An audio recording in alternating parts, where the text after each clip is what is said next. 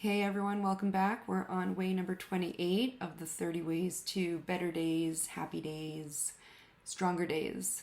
So, what I want to talk a little bit about today is this idea related to the character strengths that we've discussed at length now, that they can be underused, where you're not bringing as much of the strength to a situation that you could for the best outcome, or overuse, which is where you're just as it sounds, using it way too much to an extreme where basically it's also not good. And we're talking about it's like Goldilocks, right? That golden, mean, the sweet spot, the right balance between two extremes where it's like not enough, too much, just right.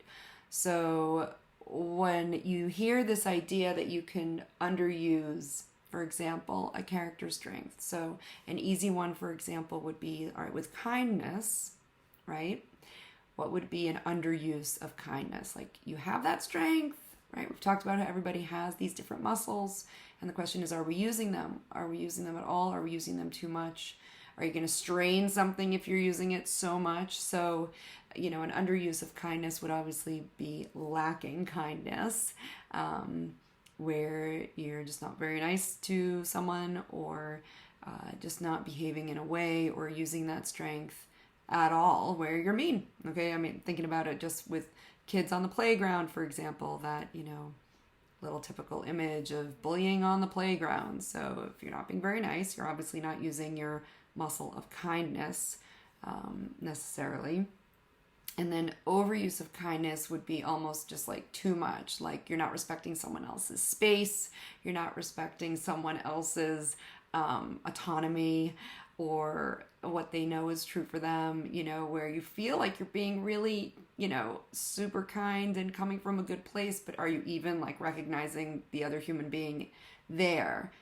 It's almost like a selfishness of it, right? And so that it becomes a negative where it's like you're too nice, right? How many times have you perhaps heard that phrase where people are like, oh, you're too nice, like you're going from a place of where it really, there could be a little less kindness depending on the situation.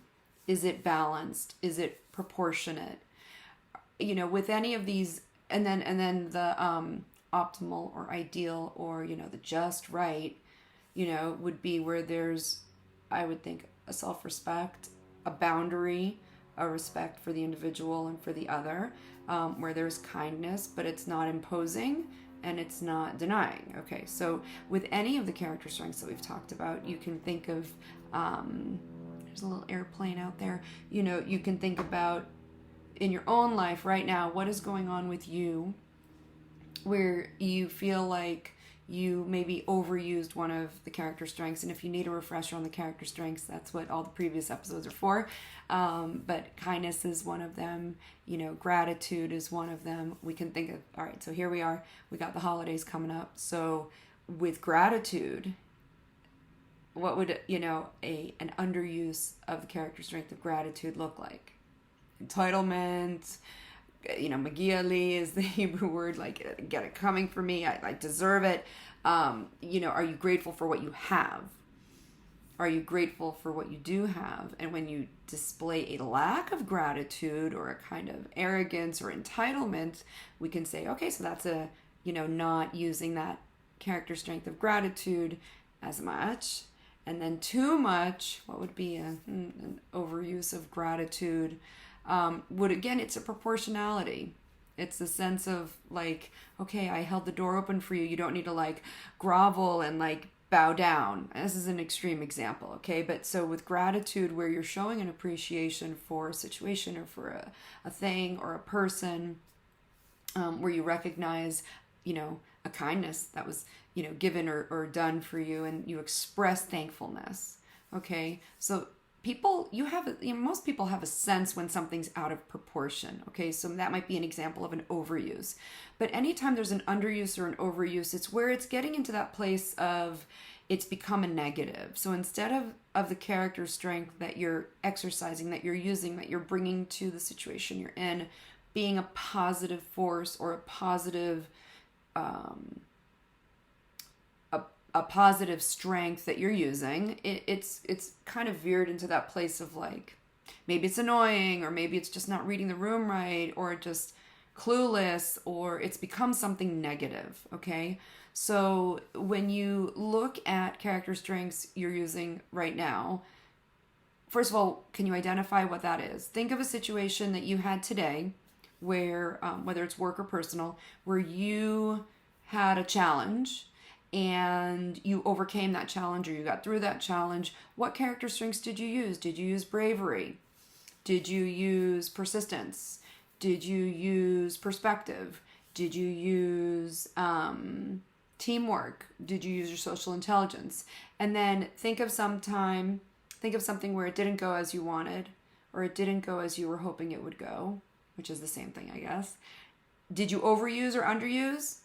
And if it's hard to look at yourself, like to hold up that mirror and be like, oh, I could have X, Y, and Z differently, think of someone that you interacted with, because sometimes that's easier, right? To look at a situation, and it could be a situation in a TV show or in a movie, for an example of an overuse or an underuse of a character strength, okay? So the next time you watch a movie, you can look and be on the lookout for this character strength. So let's take kindness, for example. That's an easy one. Look for when there's an example of someone being kind appropriately. Look for an example of when someone's not using their strength of kindness.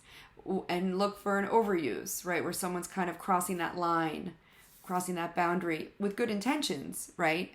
But was that an overuse? Okay. So thinking about being aware that you can, if you go back and listen to any of these, if you are overusing, just know it's kind of crossed the line into the negative. And if you're underusing, it's crossed the line into the negative. It's not serving you or anyone else.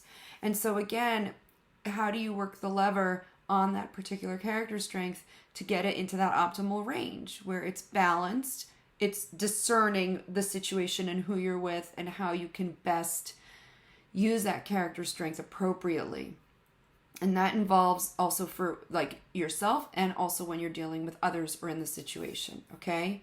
So a good one is social intelligence. Let's say, an underuse would be you're freaking clueless. Hello, like you're just like in your own world and you're not being sensitive or aware of other people.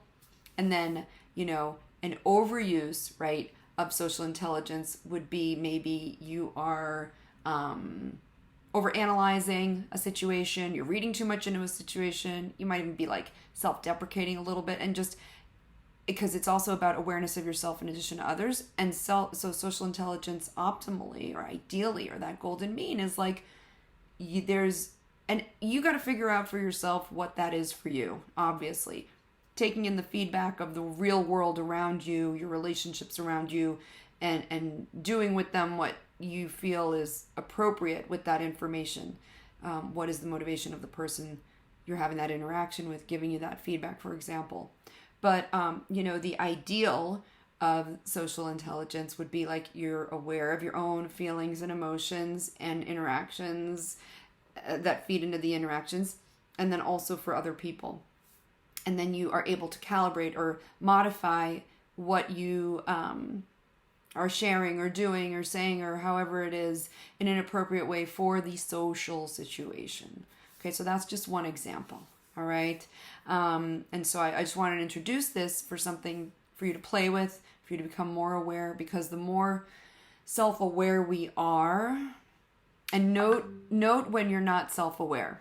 Note when you are kind of on automatic pilot, and what happens when you're on automatic pilot, not taking other people or other elements of a situation into consideration. So that's just one thing, and this is why it's one of the ways to better days, to stronger days, because with greater self-awareness, with greater self-knowledge, we are able to navigate the world that we are in from a better place. Okay? It doesn't mean we have any control over the ultimate outcomes necessarily of a situation or a relationship. We can only do what we can do. We can only take action from our own vantage point, and try to influence, things in your work life, in your personal life, relationships you have, your parenting, etc., but be self-aware of where maybe you may be overusing or underusing your strengths.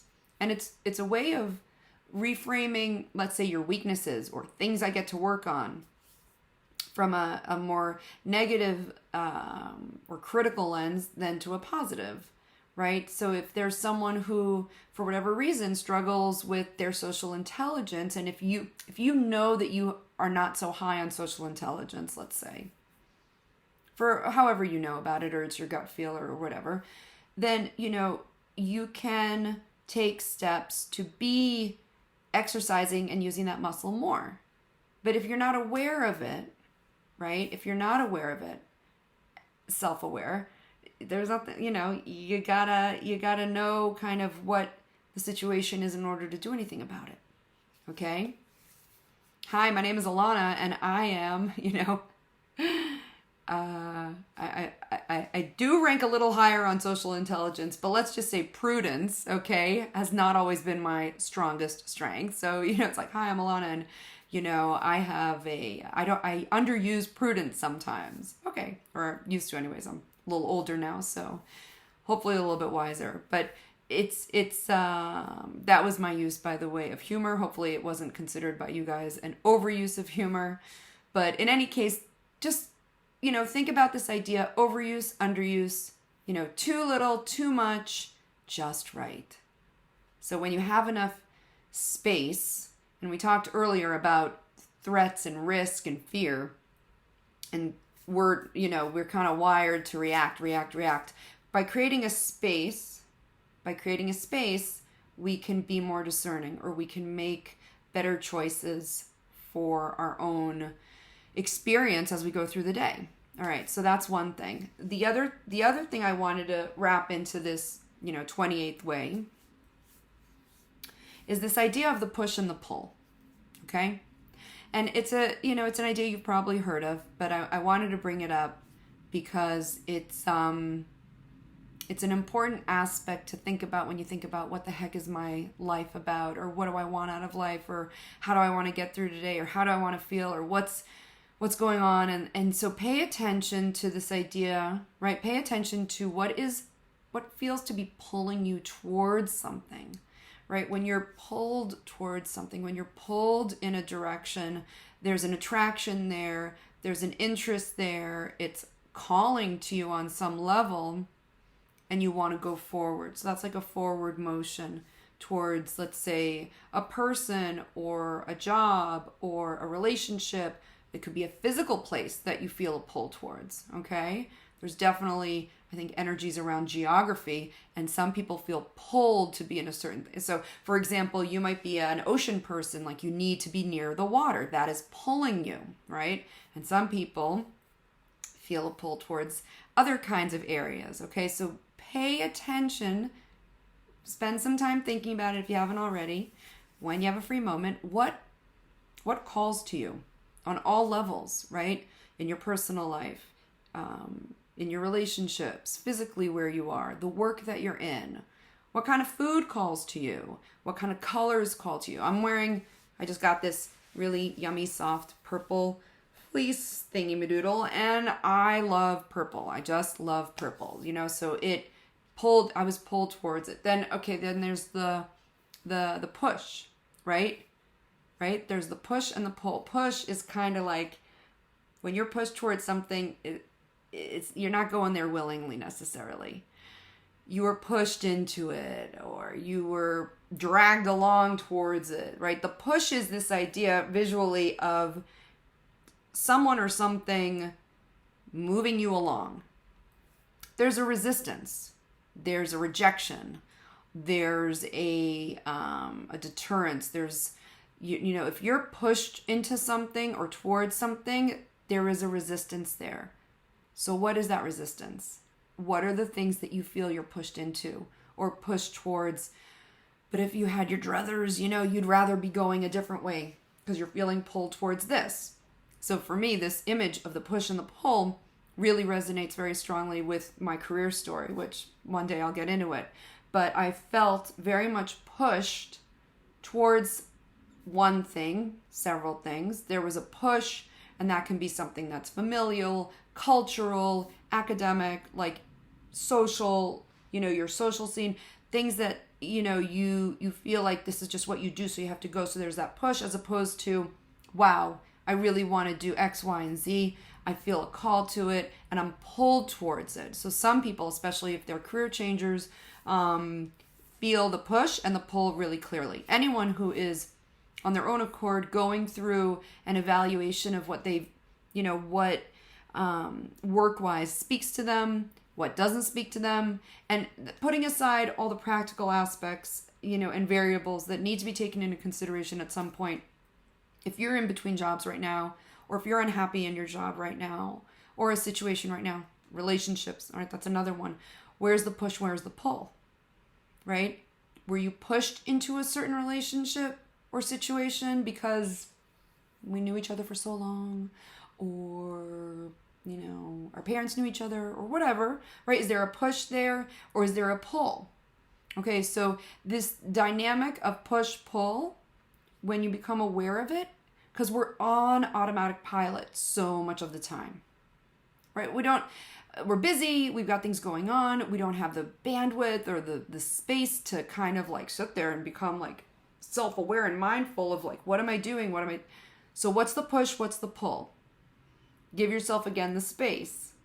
Instead of just reacting, what is calling to you, and what do you feel you're being pushed into? Now, we can't control everything in our life, right? Some things we are pushed into kicking and screaming. So as much as we can, I think, as much as we can harness the pull. Oh man, there's a great quote. I don't have it with me. It's from a book. I'll have to find it and share it. But, as much as we can sign up for emotionally what we need to do, as much as we can align or try to align with what needs to be done, then that push may not become a pull, but maybe it becomes neutral. What would be a neutral part for push and pull? Place? I don't know. I'm just coming up with this. So push is like resistance, but for whatever reason, you have to, or you're headed that way, or it is. Pull is like, oh my God, like I'm going, I want it. It's awesome. That feels great. That makes sense to me. I'm going to go for it. And maybe place is that in between, right? In between the push and the pull, there's place, and it's just where you are. And maybe you don't know yet what pulls you career-wise. Maybe you don't know yet what kind of relationship or person pulls you romantically. Maybe you don't know yet where geographically you want to be. Maybe all you know is what's pushing you out. Right? Maybe all you know is what you don't like. And that's a push from what is. Okay? And that's also important. So you don't need, we don't need to have it all figured out all at once. But the push and the pull can be an interesting tool or lens through which you can look at any area in your life and just ask yourself, like, I'm in this situation. Was I pushed here? Was I pulled here? Was it both? Did it just kind of happen? What can I do to change? Where do I feel pulled? Where do I feel called to? How, as a human being, do I feel called to be? How do I want to maybe change because that isn't serving me and I want to be like this? And then you can bring in, again, you have these resources in your pockets. The character strengths, for example, is just, bring it along. So if you decide you want to be in a different place geographically, and I have done many, many physical moves. Again, I might talk about that down the road. Many, many moves.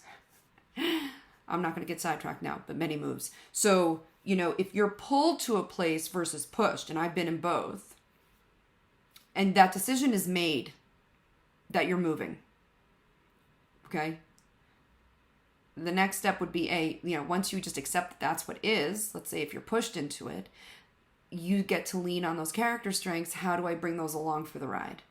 How can I be more brave in the situation? How can I have more perspective about this? How can I use my social intelligence to restart in a new place? Okay, so look at your situation, whatever it is, Understand what the push or pull or both may be in that situation. Understand how maybe overuse or underuse or optimal use, right? Too much, too little, just right of a character strength maybe was part of that push and pull or has been, if you want to mix it all up. And then with whatever decision you're moving forward in or any situation you're in right now, what character strength can I bring in?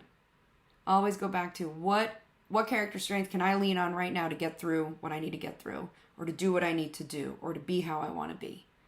Because those are there in your pocket. Okay, so thanks again, and see you on the next one.